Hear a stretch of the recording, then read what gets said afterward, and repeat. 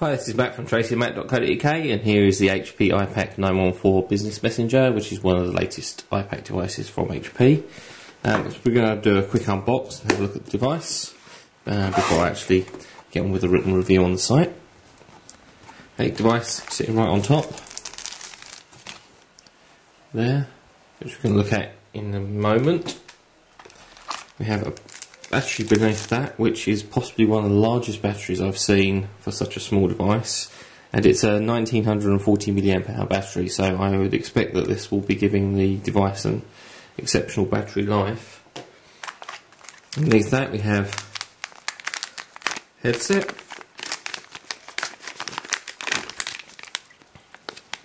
which has got a mini USB style connector on one end.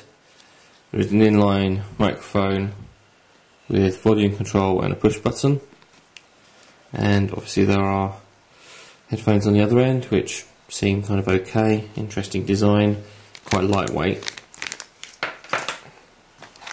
There are adapters and mains charger, so you can use the charger in different geographical regions.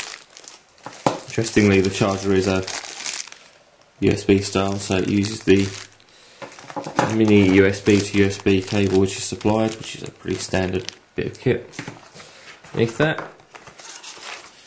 I have a bit of paper there talking about Google Maps, a welcome guide, and a sealed pack, the getting started guide, the manual, and then on the back there's a CD with active sync, and probably, as is typical, a demo version of Outlook 2007. So let's have a look at the device. It's a, I guess you'd call a BlackBerry style fixed keypad on the front with a screen above. Let's just peel off the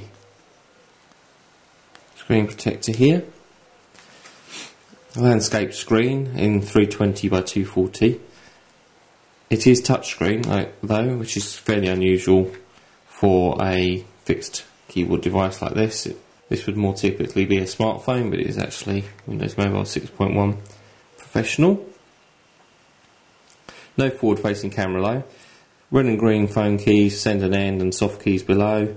Calendar, Windows Start, OK, and email button below. D-pad style navigation, up, down, left and right, and then a push button in the centre for an action.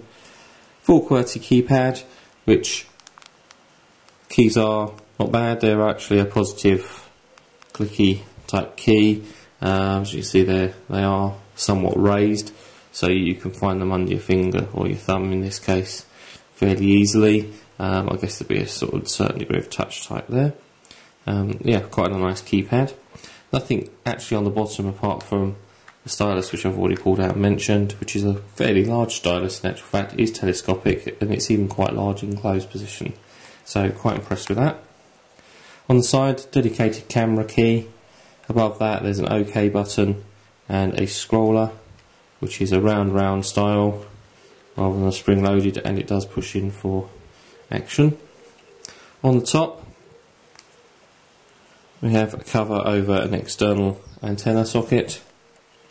There's a reset button and the power button itself. If you go down the left hand side, there's an up down style rocker, which is for your volume control, and there's a button there for voice notes. Then there's a rubber cover where we have micro SD card socket, which is micro SD HC compatible, so up to 8 gig. And underneath that is another rubber cover over the mini USB for sync, charge and audio. On the back, just under this cover, which I'm going to peel off, is a 3 megapixel camera with autofocus and a mobile light, and there's also a mirror for self-portrait. Cover pulls off the back to fill the slot for the battery, and our SIM card goes in this place here. So let's just pop the battery in.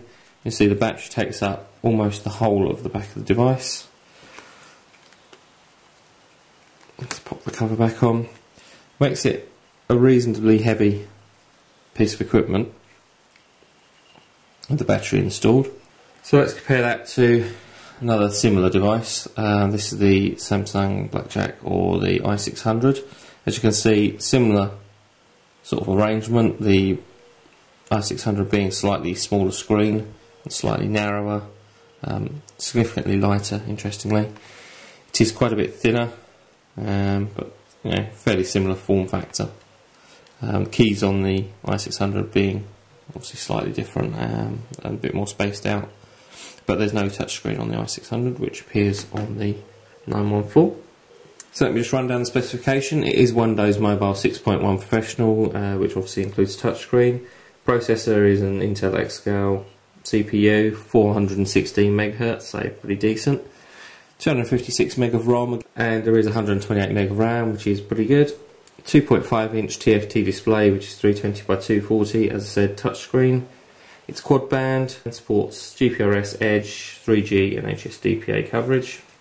Bluetooth 2 with EDR support, and wireless LAN, which supports 802.11b and G. No infrared, unfortunately, on this device, but that's becoming less and less common anyway. 3 megapixel camera, as I already mentioned, which does have autofocus, and finally does have built-in GPS, which is an AGPS chipset. So, going to be reviewing this device over the next few days, and I expect to review online in about a week or so.